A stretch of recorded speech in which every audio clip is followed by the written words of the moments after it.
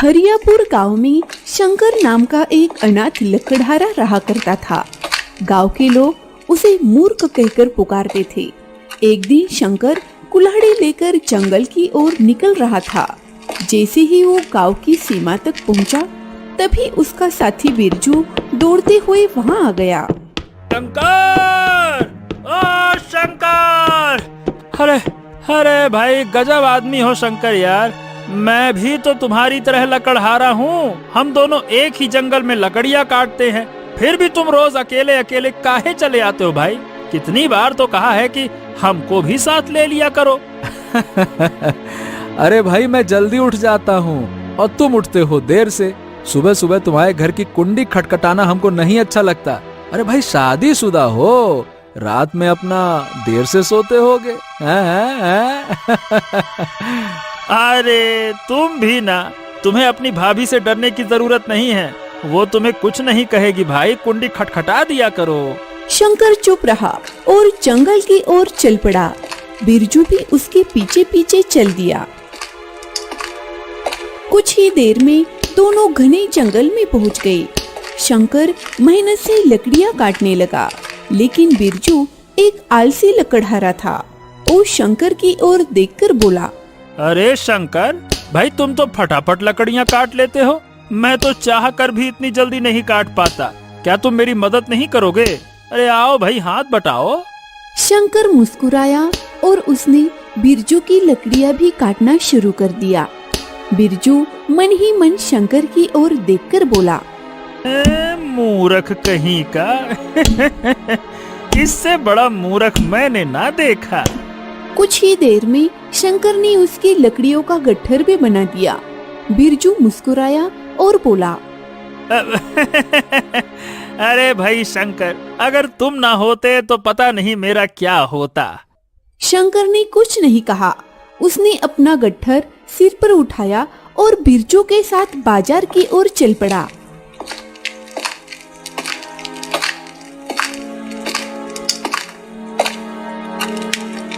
कुछ देर बाद दोनों बाजार पहुंच गए और लकड़ियां बेचने लगे। तभी एक ग्राहक बिरजू के पास आया और बोला, हाँ भैया, ये लकड़ियाँ क्या भाव होंगी? ये लकड़ियाँ भैया, ये सिर्फ 20 मुद्राओं में आप ले जाओ। अरे नहीं नहीं भाई, तुम बहुत ही महंगे दाम में लकड़ियाँ बेच रहे हो। मैं शंकर से खरीद लूंगा। वो ग्राहक और कोई नहीं बल्कि गांव का ही रहने वाला रतन था। अरे अरे, सुनो सुनो सुनो, मेरी बात तो सुनो रतन भाई। शंकर भी 20 मुद्राओं से कम तुम्हें नहीं देगा। ओहो, ठीक है, फिर भी मैं लकड़ियाँ शंकर से ही खरीदूंगा। हाँ हाँ हाँ हाँ, मैं जानता हूँ तुम ऐसा काहे बोल रहे हो। काहे कि शंकर ही पूरे गांव में सबसे बड़ा मूर्ख है और तुम जरूर उसकी मूर्खता का फायदा उठाने की सोच रहे हो, है ना? रतन चुपचाप मुस्कुराया और शंकर के पास चला गया। ए शंकर, तुम्हारी लकड़ियाँ क्या भाव है भैया? मैं तुम्हें इन्हें 20 मुद्राओं में दे दूंगा। अच्छा, देखो भाई, मैं तुम्हारी लकड़ियाँ खरीद लूंगा, लेकिन इस समय मेरे पास धन नहीं है। अगर तुम मुझे कल तक के लिए उधार दे देते हो तो मैं तुम्हें 25 मुद्राएं दूंगा। बोलो। अरे भाई, अगर उधार मांग रहे हो तो ले जाओ। मुझे तुमसे 5 मुद्राएं ज्यादा नहीं चाहिए। कल तुम मुझे 20 मुद्राएं ही दे देना, बस इतना ही चाहिए। ये सुनकर रतन मुस्कुराया और लकड़ियां लेकर चला गया। रतन के जाते ही बिरजू शंकर के पास आया। ए शंकर, ए भाई, तुमने उसको लकड़ियाँ उधार में काहे दे दी हैं? अरे कोई बात नहीं, कल वो मुझको पैसे दे देगा और फिर कल मैं उसको और लकड़ियाँ बेचूंगा। तब मेरी आमदनी 40 मुद्राओं की हो जाएगी। हाँ। इतना सुनते ही बिरजू मन ही मन हंस पड़ा और बोला,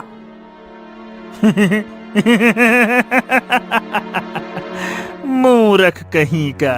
शंकर चुपचाप घर की ओर लौट गया। अगले दिन शंकर फिर लकड़ियां लेकर बाजार में बैठा था। तभी उसकी नजर रतन पर पड़ी। शंकर तुरंत उसके पास गया और रतन से बोला, ओ रतन, ए भाई मेरी 20 मुद्राएं तो दे दो, तुमने कल का ही समय मांगा था। ये सुनकर रतन क्रोधित हो गया। कौन सी 20 मुद्राएं? अरे बकवास बंद कर। जो लकड़ियां तूने दी थी वो सारी की सारी गीली थी।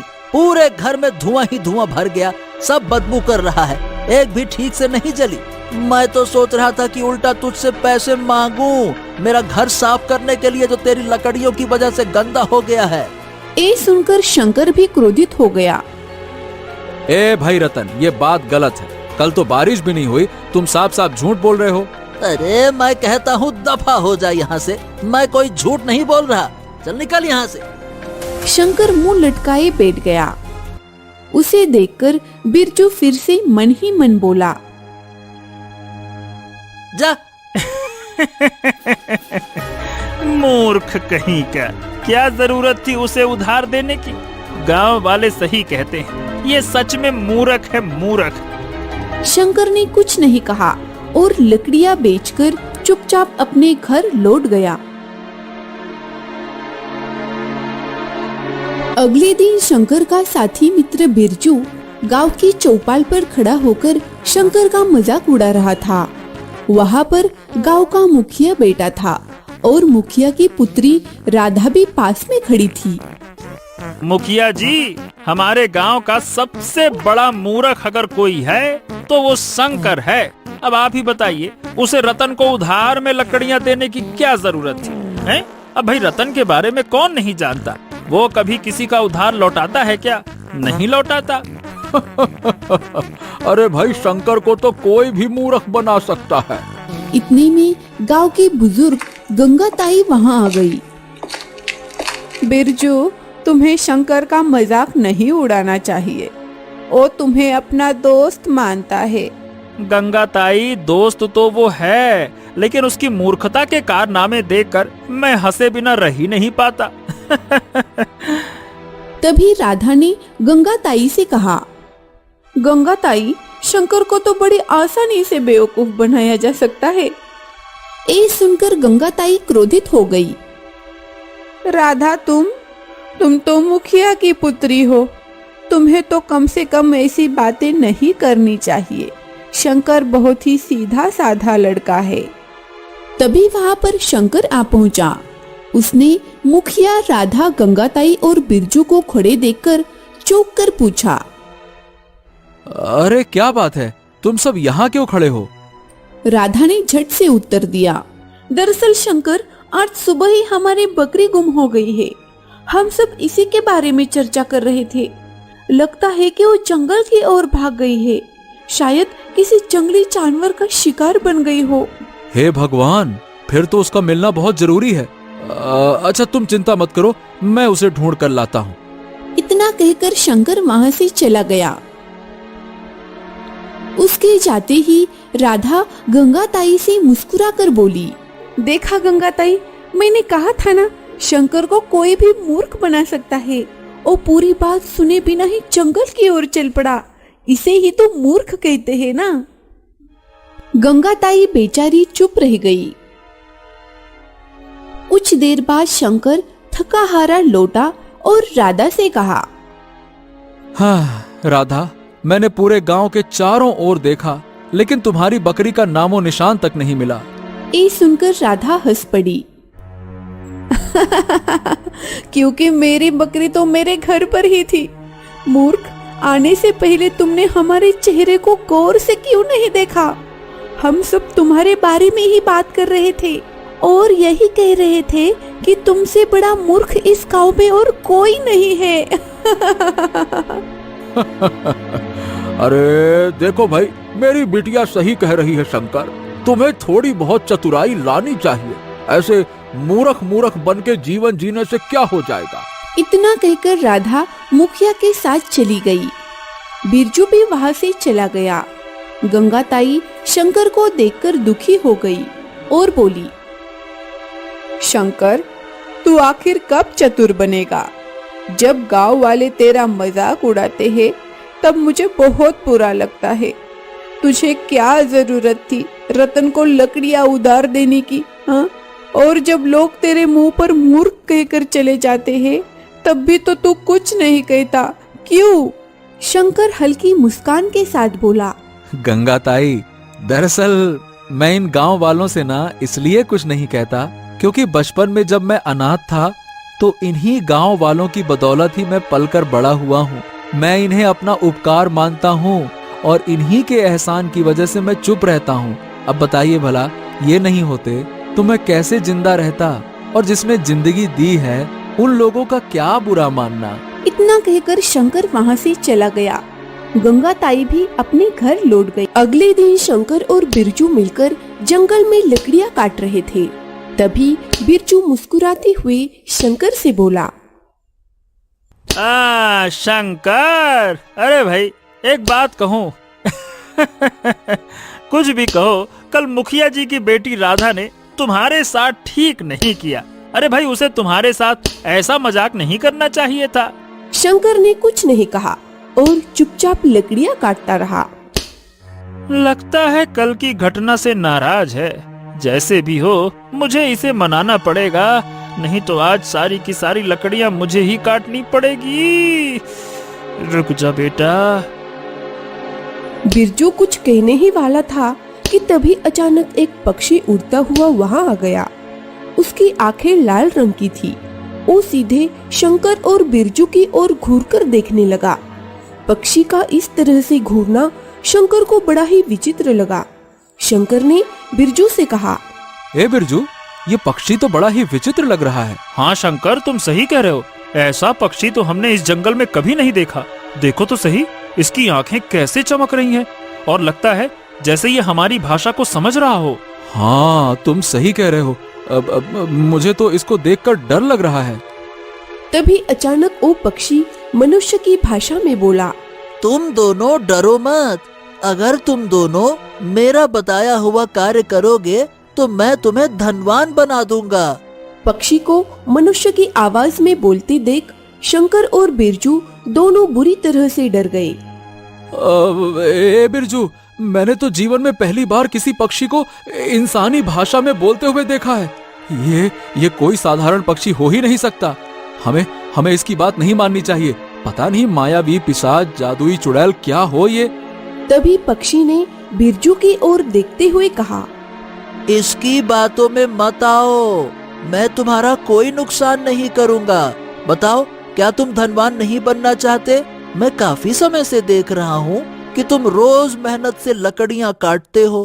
क्या तुम नहीं चाहते कि तुम्हारे पास इतना धन हो कि तुम्हें कभी काम करने की जरूरत ही ना पड़े? बोलो। ये सुनकर बिरजू के मन में लालच जाग उठा।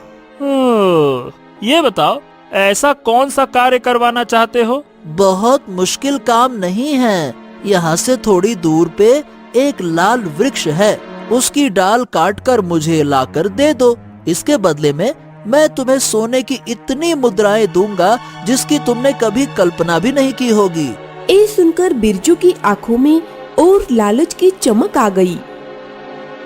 ए बिरजू, इस पक्षी की बातों में मत आओ। चालाक लग रहा है मुझे ये। अरे, मुझे तो ये एक नंबर का मूर्ख लगता है, लेकिन तुम चतुर दिखाई देते हो। देखो, जंगल के इस हिस्से में कोई मनुष्य नहीं आता। मैं काफी समय से केवल तुम दोनों को ही यहाँ पे देख रहा हूँ। सोचा तुम्हारी मदद कर दूं। मुझे इसकी बातों में सच्चाई लग रही है शंकर। मैं इसका ये काम कर ही देता हूँ। वैसे भी मैंने लाल वृक्ष के बारे में सुन रखा है और ये केवल उसकी डगाल काटने को कह रहा है। ठीक है, कर देते हैं, क्या दिक्कत है। शंकर ने मना करने की बहुत कोशिश की, लेकिन बिरजू नहीं माना और पक्षी से कहा, देखो, मैंने लाल वृक्ष के बारे में सुना तो है, अब ये है कहाँ मैं ये नहीं जानता। अगर तुम मुझे वहाँ पहुँचा दो तो मैं तुम्हारा काम कर दूंगा। अच्छा, तो फिर आओ मेरे साथ, चलो। बिरजू पक्षी के पीछे पीछे चल पड़ा। कुछ ही देर में वे तालाब के किनारे पहुँच गए, जहाँ पर लाल वृक्ष खड़ा था। उसके पत्ते भी लाल रंग के थे। बिरजू ने तुरंत कुल्हाड़ी से उसकी डाल काट दी। अगले ही पल पक्षी की आंखों से रंग बिरंगी किरणें निकली और वहाँ सोने की मुद्राओं का ढेर प्रकट हो गया।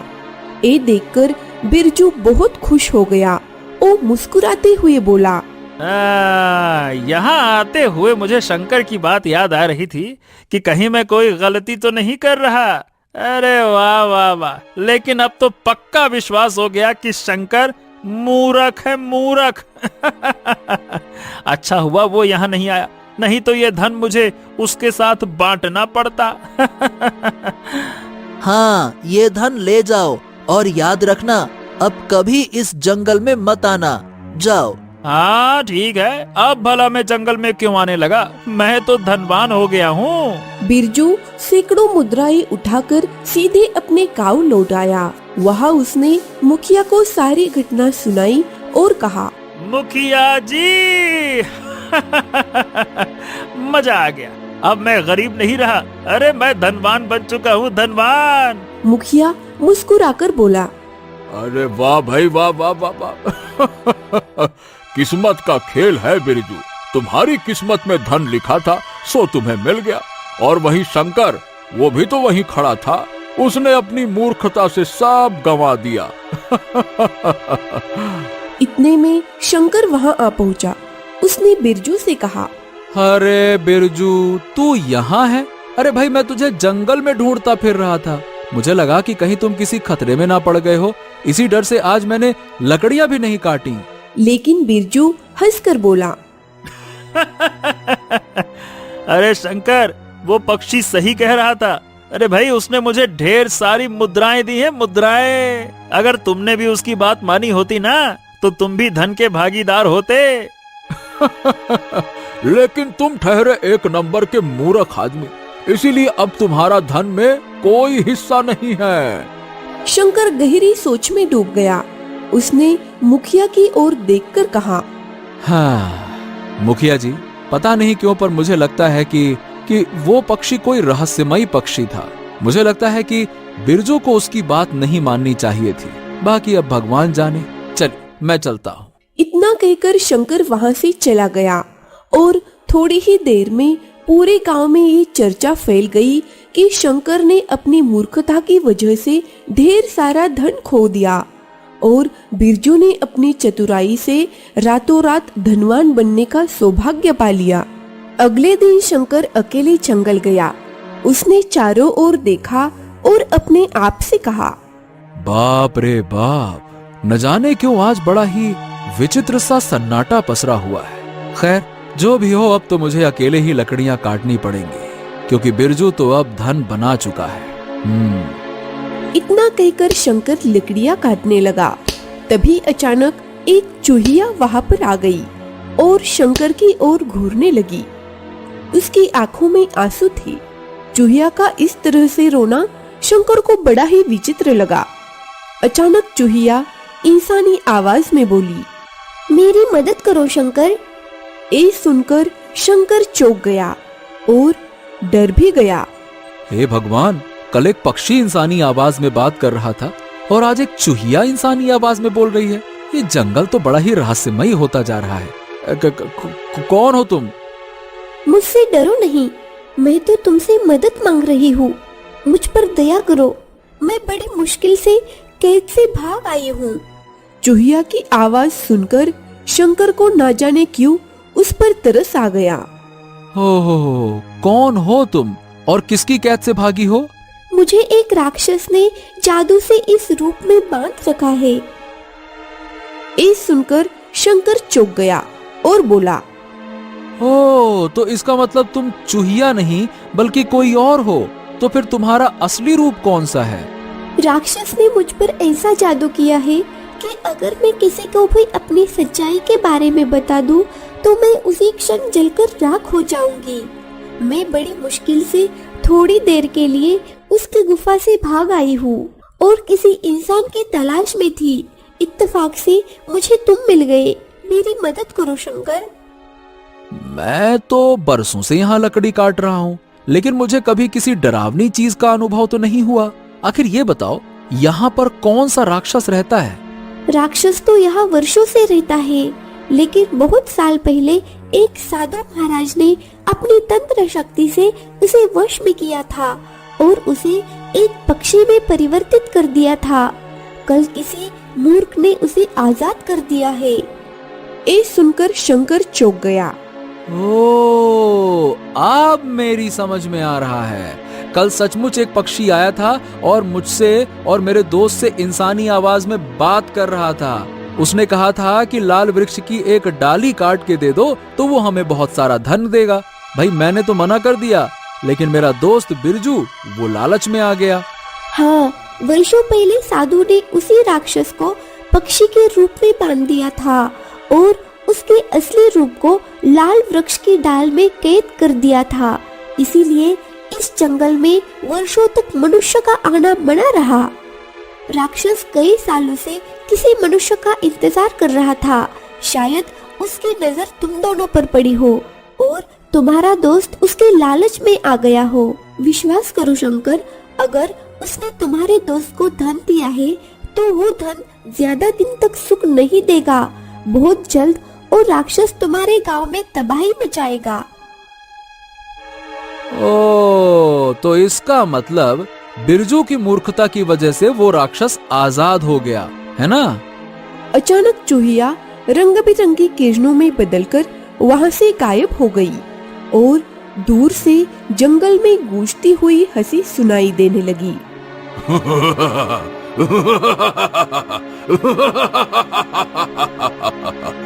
मूर्ख इंसान! ये सुनकर शंकर के रोंगटे खड़े हो गए। वो डर के मारे वहां से भाग गया और सीधे अपने घर आ पहुंचा।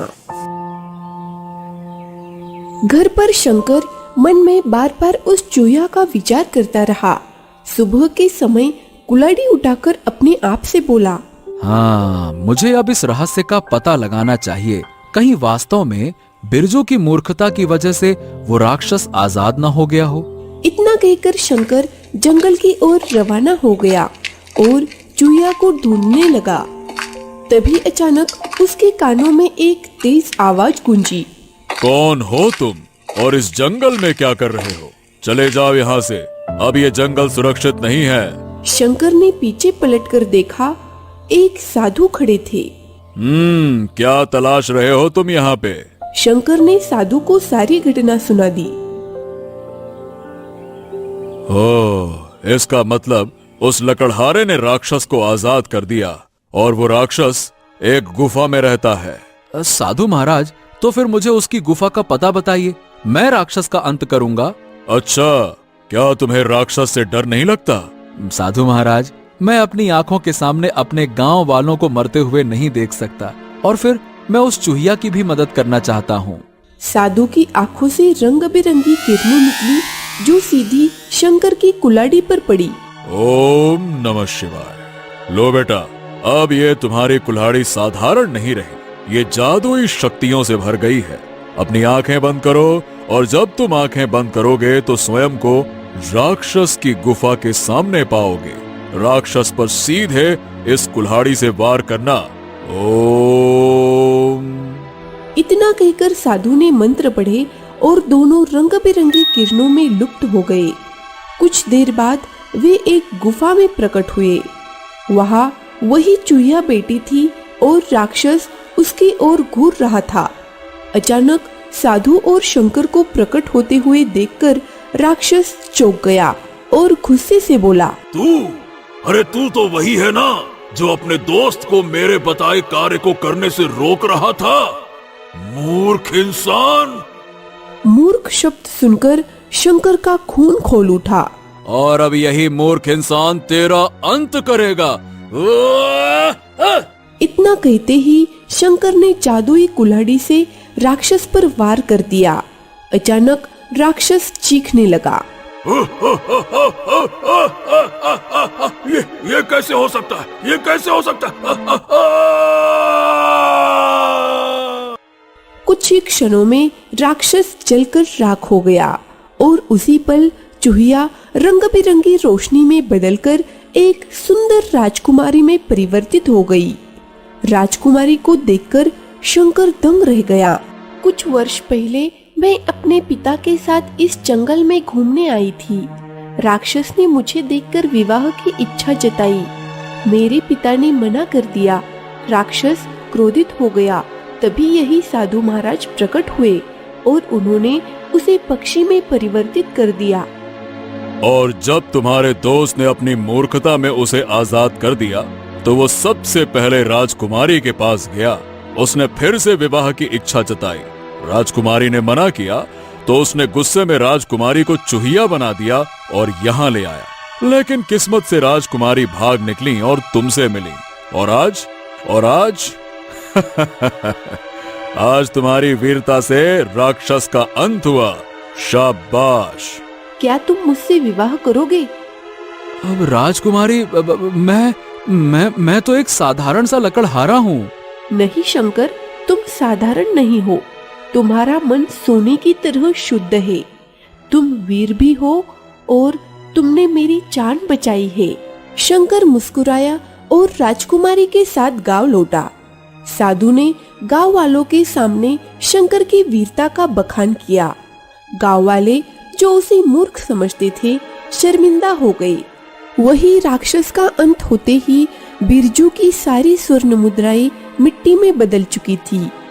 ए बिरजू, तुम्हारे नसीब में बस थोड़े से धन का सुख लिखा था, लेकिन शंकर के नसीब में राजकुमार बनना लिखा था। हम सब देखो उसे मूर्ख समझते थे, लेकिन असल में शंकर सबसे चतुर और वीर निकला।